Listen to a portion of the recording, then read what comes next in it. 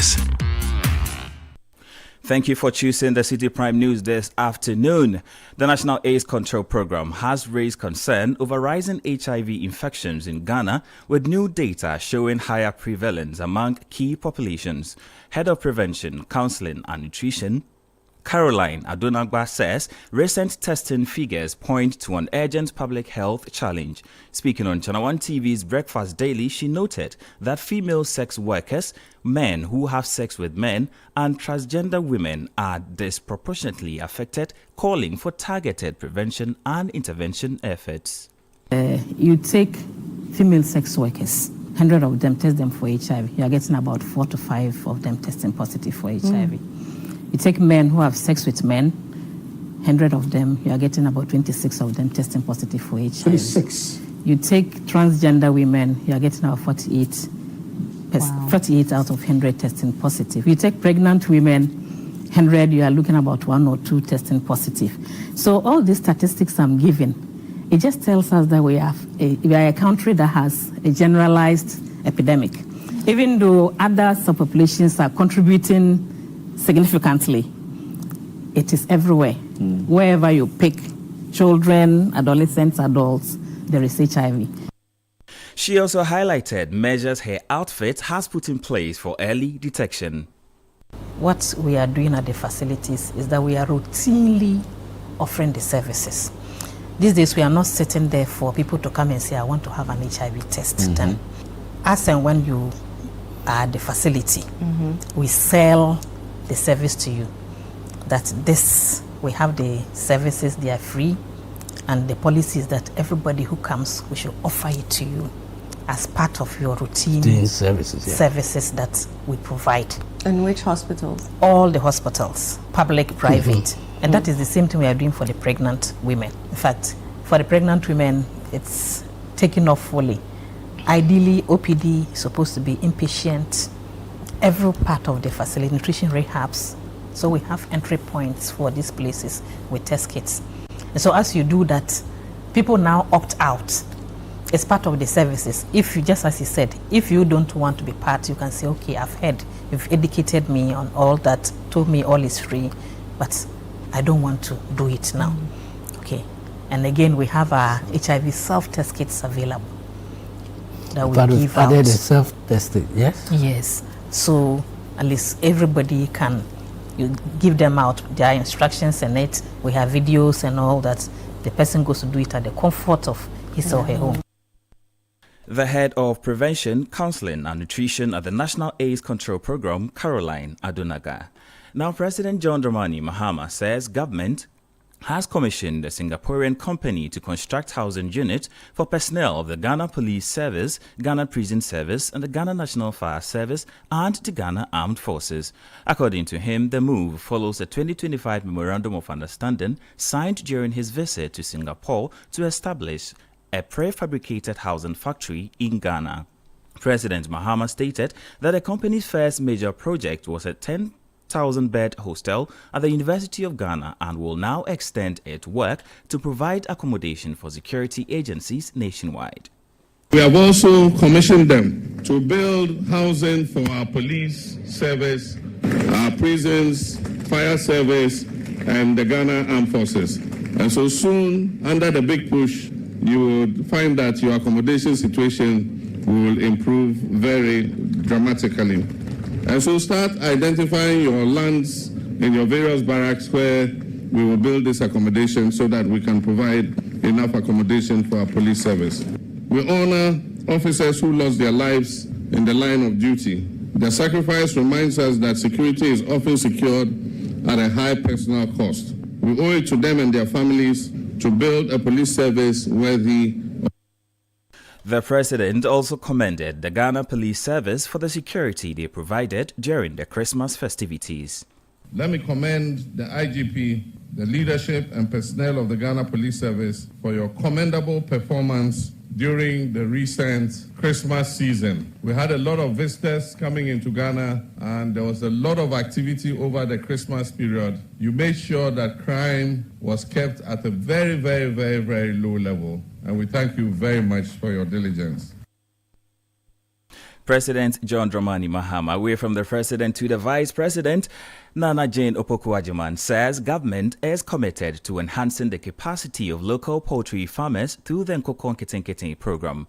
Professor Opoku-Agyeman made this known while addressing the 93rd Annual National Convention of the Ahmadiyya Muslim Mission of Ghana in the Central Region. She says the initiative will help stabilize prices, improve food security, and create jobs. With the Pomazi Poultry Initiative, which is designed to include purpose-built facilities for about 100,000 birds, modern feeding systems, a feed mill, and environmentally responsible waste management. This initiative aligns directly with our national objectives under the Feed Ghana and Nkoko Nketenkete to strengthen domestic poultry production and significantly reduce reliance on imports by 2028. We expect to enhance. We apologize for that insert. We'll bring it to you in our subsequent bulletin. Now, away from that, the National Union of Ghana Students is calling for an urgent amendment to the Scholarship Authority Act to guarantee student representation on the authority's governing board. The union rejected claims that students are represented under a civil society umbrella. Speaking to Citi News, NUG's President Rashid Ibrahim says laws such as the Get Fund Act recognize NUGs as a legitimate voice of students and insisted that representation on the Scholarship Authority Board must be explicitly stated in law and not implied. Two critical demands that we made were to the effect that we need the amendment of the Act as in its current form to include in it to be expressly provided, unambiguous, that there must be a student rep appointed by the National or nominated by the National Union of Ghana Students as is seen in the Get Fund Act. That is what we want. That was not addressed. We also needed a stakeholder engagement meeting with the minister again. If you look at that, that was never addressed. You know, they just went ahead to say that they engaged us during the drafting of the bill. We were assured that it will be amended. It will be inserted in the Act that students would have a rep nominated by the National Union of Ghana Students. To our surprise, the Act has been passed. The board has been inaugurated without student rep. So we see this as a betrayal of trust on the part of government, on the part of the minister, and all stakeholders who are involved in the education value chain. He adds that the union will petition the President and the Speaker of Parliament if the ministry fails to respond to their call. If the ministry does not respond to our call, we intend to write official petition to the President and then the Speaker of Parliament and even Parliamentary Select Committee on Education for this issue to be addressed. Because if this issue are not addressed, I don't think that the Ghanaian students will allow this matter to rest. And me, the President, I will not even feel happy because day in, day out, students keep calling me, student leaders keep calling me that you are not the leader of the students. What are you doing about it? That is the more reason why we are holding on to the fact that we must have a student rep. So we intend to petition the office of the President, even the ministry itself, and then the Speaker of Parliament, so that our issue are addressed. Thank you. President of the National Union of Ghana Students, Rashid Ibrahim. Let's now do some politics. And the campaign team of Brian Champon, presidential hopeful of the New Patriotic Party, says it is unfazed by the endorsement of Mahmoud Bawumia by some former parliamentary candidate. Reacting to the development in Prayaso MP and campaign team member Davis Opoku-Ansah said the endorsement will not affect their bid. He stressed that the campaign remains focused on mobilizing delegates ahead of the party's January 31 presidential primary. If they were to go back to their constituencies and engage in a little research, they will know that the endorsement they did yesterday was absolutely unnecessary. I mean, most of them are campaign managers for Dr. Bawumia. I mean, most of them, if you look at the aid of Dr. Bawumia, was seated campaign managers, campaign team members, and if you feel that you have done your work and gone around the constituencies and engaged properly, this last minute attempt at trying to sway people's minds will not be necessary. So our advice is that we are on the grounds, that we are working. Hopefully today will bring to era 276 constituencies. Hopefully, on Saturday, Dr. Brian Champon would have visited 276 constituencies and we'll begin our mop-up. We are very confident of victory. Very, very confident of victory. But our colleagues should be rest assured that the very reasons why they are home is why they all must be supporting or following Brian Champon. But we all have our choices. That was a member of Dr. Brian Champon's campaign team and Member of Parliament for Mprayaso, Davis Opoku Ansah. For the campaign camp of Kennedy Ohene Ejapong, delegates will be doing themselves a disservice if they vote against his candidature, insisting he is the best candidate to lead the party to victory in the next general elections. They have therefore urged delegates to rally behind him in the upcoming presidential primary. Kweku Kwateng is a member of the Ken Ejapong campaign team and MP for Boise West. I'm asking the average MPP delegate that we must break that cycle, that Kennedy Ejapong has the character and the toughness of mind to confront this unhelpful status quo, and we need to give him the chance. And it is the NPP that will do it. Okay. Fellow delegate, if you're listening to me, it is the NPP that will do it. If NPP doesn't do it, no political party will. And for NPP to do it, we need a leader like Kennedy Ejapong to lead the NPP to occupy its place in the development of this country by doing things more right than we have done in the past. Is Kennedy Ejapong your best out of the five or one of the best? And I'm asking this so that... He's the best. He's the best. He's the best. And if he fails, does it mean the NPP will not be led by its best? It's true. If Kennedy Ejapong does not win, of course one of the other candidates would win. Of course we're going to support that candidate, but MPP would have missed the opportunity to provide its best at the polls. Kweku Kwateng is a member of the Ken Ejapong campaign team and MP for Obuasi West. You're still listening to the City Prime News on 97.3 FM. Still ahead, Forestry Commission condemns killing of its officer at Kalakpa Resource Reserve in the Volta region. Stay with us for more. City Prime News at 12 midday.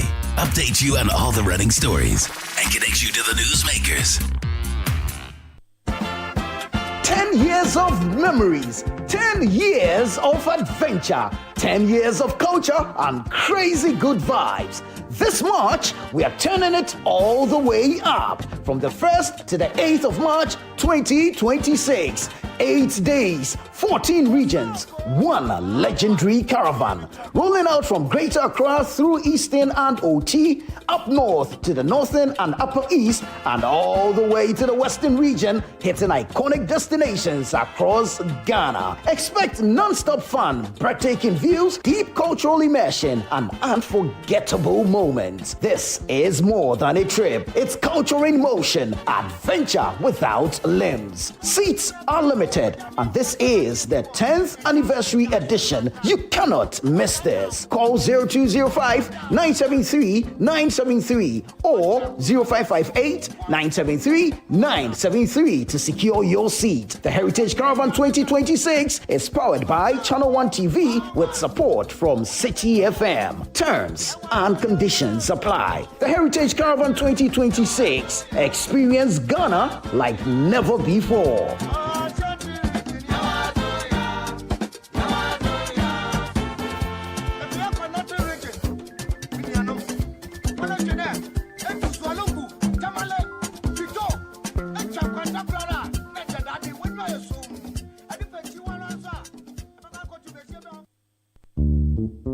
In Ghanaian parlance, Agrobeswa, Efri Anopa.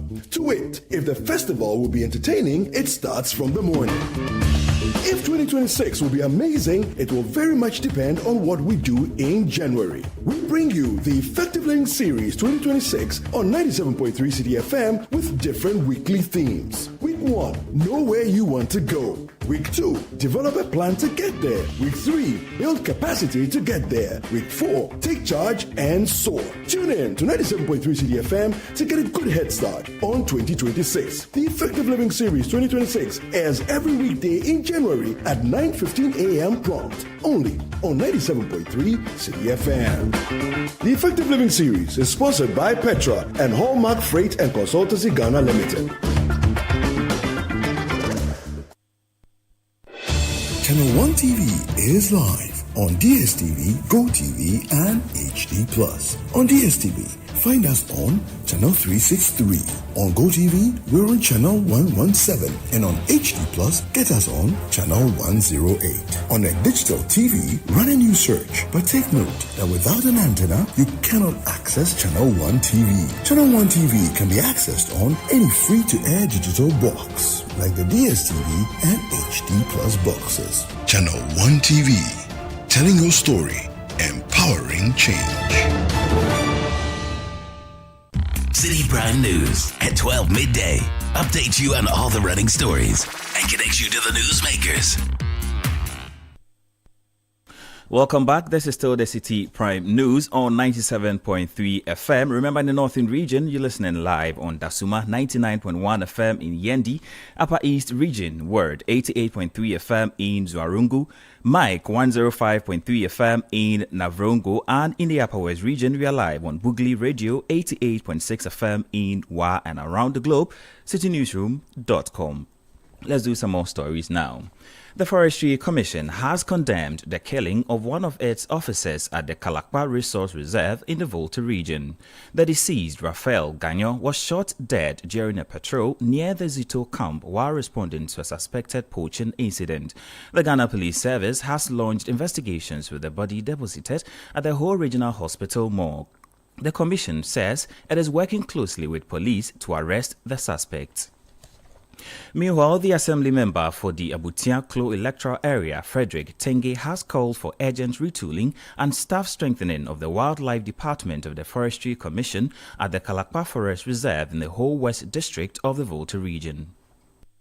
I think on Wednesday, the families from Mafi, they came around, but I visited the staff of Forestry Commission in Abutia Klo to sympathize with them, and then we've decided that coming Tuesday, I'll visit the scene with my chiefs in Abutia Klo so that whatever reports we'll get from the district command, we'll start acting on it.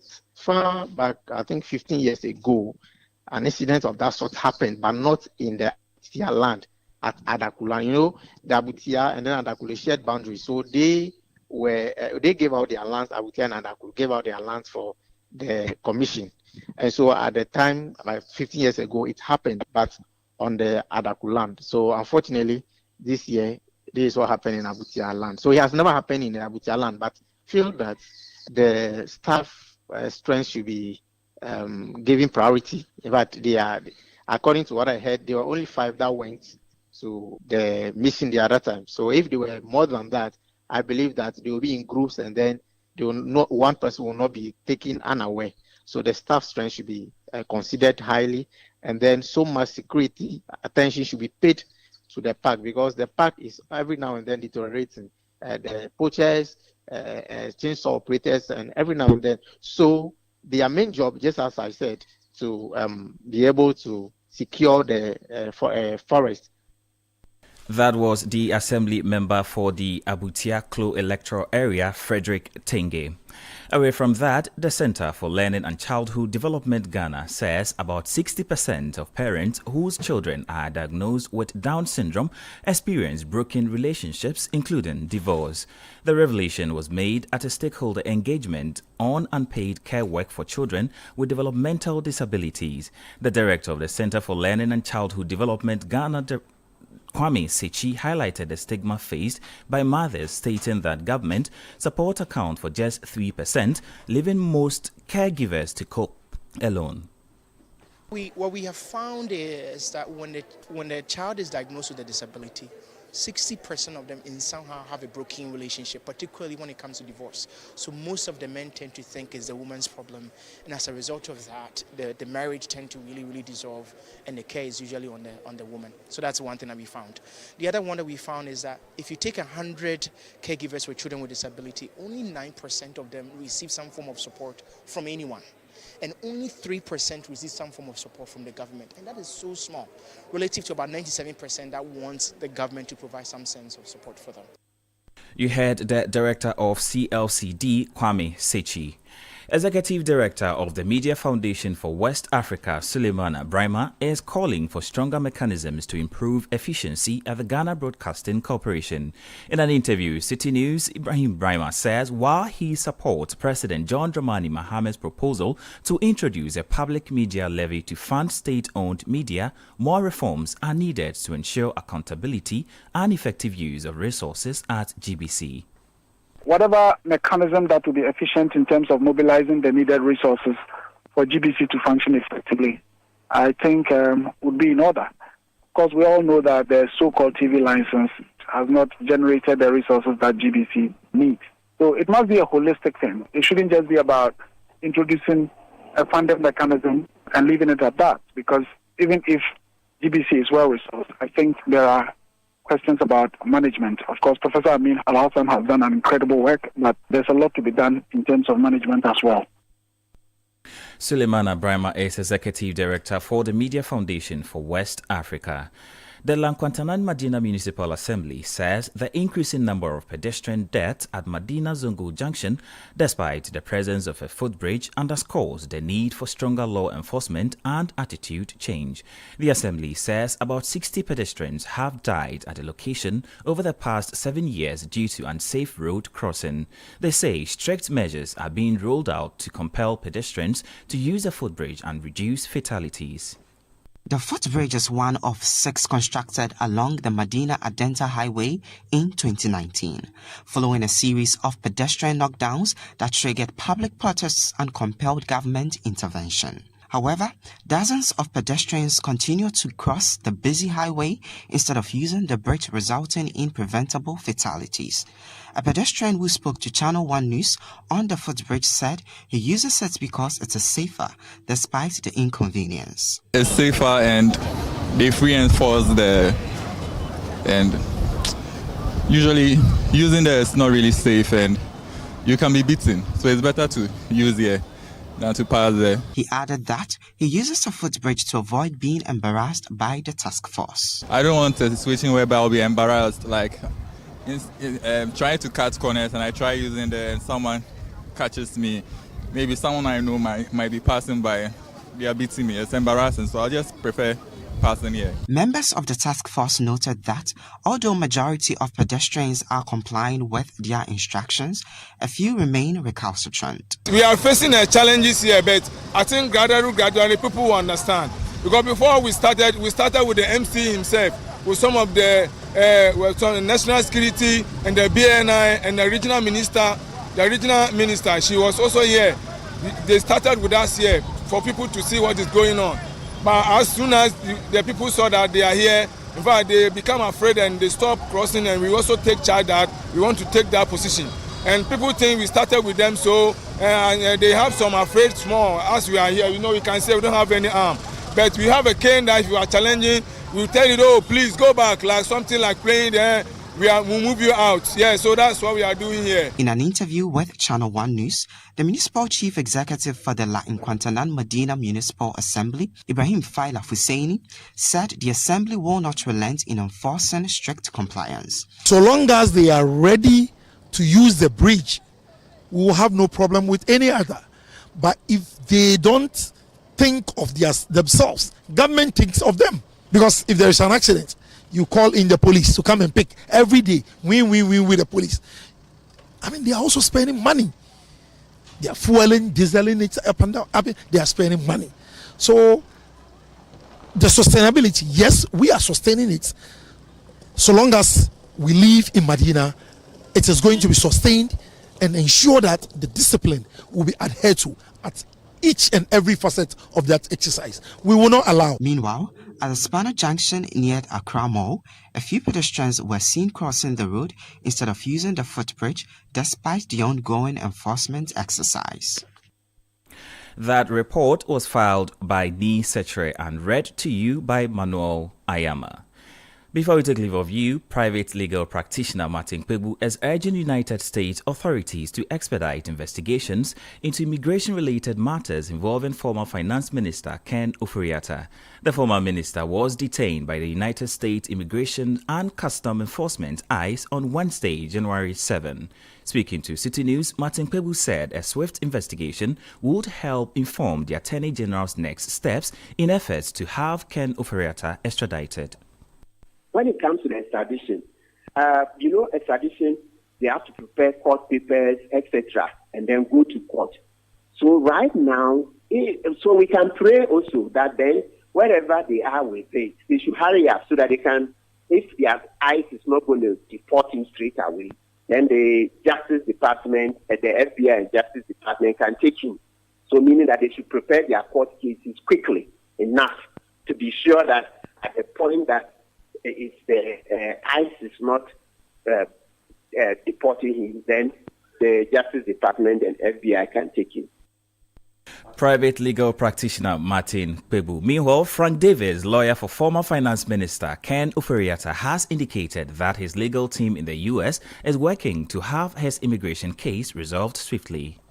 The lawyers in America, our Attorney General and leader of the bar, has classified as highly experienced and a crack team of lawyers. They are dealing with the matter. And I think it would be worthwhile to leave it with them and not try to phantom or suggest whatever they are doing. But they are working around the clock to have this matter determined expeditiously. So in the fullness of time, maybe in the next day or two, we will all get to know what decision has been made or taken.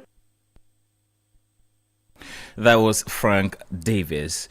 And that's how we end the Citi Prime News, which was brought to you from our studios here in Accra and around the globe on citinewsroom.com. For more news, please visit citinewsroom.com. I am Samuel Akom, and have a good afternoon. Citi News, we speak first. Reach our hotline on 0302 224959 and get interactive on Facebook, Citi 97.3 FM, and on Twitter at Citi 973. Channel One TV has a way of telling their stories. Stories that